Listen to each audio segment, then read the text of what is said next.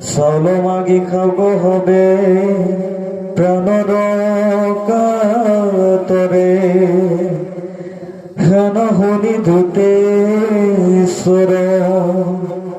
বলি মহামানী সবাগুণে খেদি হেন বলিল অন্তবাণী মোৰ গৃহগত আখি ভৈলা দেৱ গহন কিহ কবোলা হেন অযোগ্য বচন যেবে মহাশত্ৰু হব তিথি দেৱ হেন মানি তাকো কৰিবা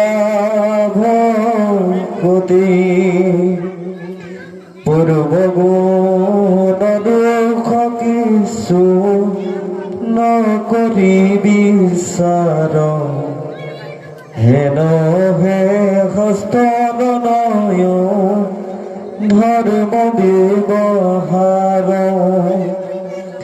দেৱতাৰ মায়াক আমাৰ শংকা নাই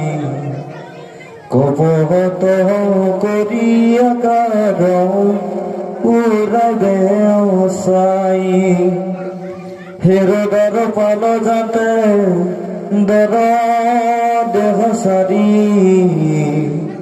আকুশ দেৱতা গণ